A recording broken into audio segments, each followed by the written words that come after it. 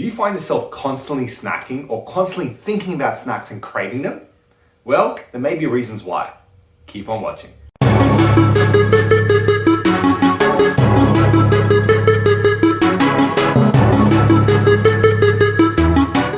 I'm Alex, a sports dietitian and nutritionist. Welcome to my channel. Great to have you here. So when it comes to snacking, it really is a contextual thing for many people, i.e. some people should be snacking, and on the other flip of the coin, some people probably shouldn't be snacking. Whether or not you should be snacking is multifactorial and it will depend on a variety of different things, from your goals to what you're trying to achieve to your current diet as a whole. And while it's not necessarily bad to be snacking or to even be snacking regularly, there is potentially issues when you find that snacking becomes a bit of an uncontrollable factor in your life. When you find that you're constantly thinking about snacks, constantly craving snacks, or the snacking is leading you off the path of what you're on when it comes to your nutrition plan and what goals you're trying to achieve. And that's what today's about. In today's video, I'm going to share with you three potential reasons why you might be constantly craving and wanting snacks, despite the fact that it might not really be needed or not fitting the plan you're trying to achieve. Let class commence now.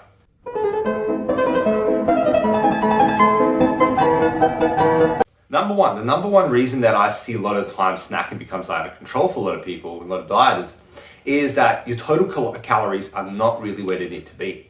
In other words, you're restricting calories too much. See, when you're restricting calories by too much for too long, then what happens is your body starts going, well, you're not giving me food, I need food, and it gets hungrier. And that hunger can go manifest itself in different ways, but it all comes down to the theme of getting you more calories in.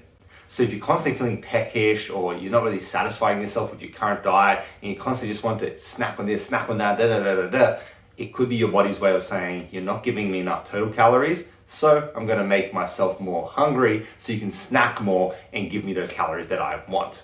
Now there is a fine line here because obviously when you're in a caloric deficit, there's going to be some hunger involved. So it's like, well, is this hunger because I'm actually doing the right thing and I just have to push through? Or is this just full-on hunger that needs to be addressed because I'm being just a bit too restrictive with my calories? And number two is erratic eating patterns or regimens. So if you're someone that just goes, I'll skip a meal here, I'll skip a meal there, or I'll eat sometimes in the morning, sometimes I won't, sometimes I'll eat here and there, and there's just no real pattern, there's no consistency to what you're trying to do, then you might actually find yourself having a lack of regularity when it comes to your hunger and satiety control, and that can obviously manifest itself with excessive hunger around snack times, and therefore excessive snacking or excessive cravings for snacking. So you want to have some kind of consistency when it comes to your diet. You don't have to be full-on regimented. I mean, if that works for you, and I know that it works for some people, then that's cool and that's great. That'll keep you on the path. But if you're someone that's work gets in the way, this gets in the way, that gets in the way, and then next minute you're skipping meals, you're not eating regularly enough, well, you may want to kind of take a step back, look at the situation and try and construct something that's a little bit more consistent, because that's going to help regulate your hunger a bit more, which will help regulate how many snacks your body feels like it needs. Easier said than done, but something that I really want you to work on if you feel this is you. And finally, number three, last but not least, is your diet overall is just a bit too restrictive. Now I know what you're thinking. Well, didn't you already say calories in the first point? Yes, that's like talking about total calories. What I'm talking about here is too restrictive in terms of the kind of food you're eating. AKA if you're following like a typical kind of clean diet or a diet that cuts out A, B, and C or X, Y, and Z, and you're just following a certain thing because you think that that's good food and this is bad food, and you're just being too restrictive in terms of the allowance for options in your diet.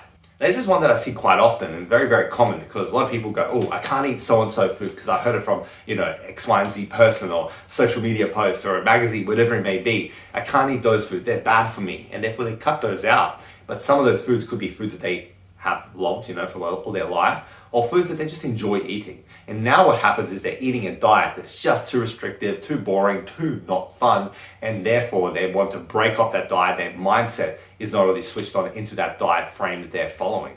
And that's why you start feeling, oh, I'm not getting satisfaction from eating these foods, so therefore I'm going to feel more peckish and want to snack more. It's just this connection that I see, and it's very, very common, among dieters, especially in today's society where there's a lot of demonization of foods and saying this food's good, this food's bad, and you can't eat this, and blah, blah, blah. You know the situation, you've been around it. So yeah, there you go. That's my 3 common reasons why you may be feeling like you need a snack. Now, obviously, there are other reasons that could be causing this, and it could just be natural need for snacking. Maybe you just need to add in some, pre-workout snacks here and there, or something just to fuel you better. Maybe it is that, but it's hard to say. Most often, I see when people can't control their snacking, or the snacking craving is just so severe or significant, I should say. That's when I find that it's usually due to an issue in the diet, the diet regimen or whatever you want to call it. And one of these three reasons is something that I commonly see. And I've seen that time and time again in my time working as a sports dietitian. So I hope it helps you out. Hope it gives you some insight and some perspective. So maybe you can put an eye on and go, maybe it's that, address it, and then you'll have more control over your diet. And of course we know more control of your diet means more control over your goals. And well, that's what we all want. I know that. Now I want you to comment below and let me know, what are you currently working on, okay? What are you currently working on in terms of your goal? Let me know below and tell me how you're going with it. Do you feel it's successful, going well, or do you feel it's a bit down struggle city? Let me know in the comments below and have a bit of a chat. As always, hit the like button if this video has been helpful. Show it some love so I know that it's helped you, given you some value, and put you on the right direction. Now, until next time, stay classy, have a good one. See you later. Bye.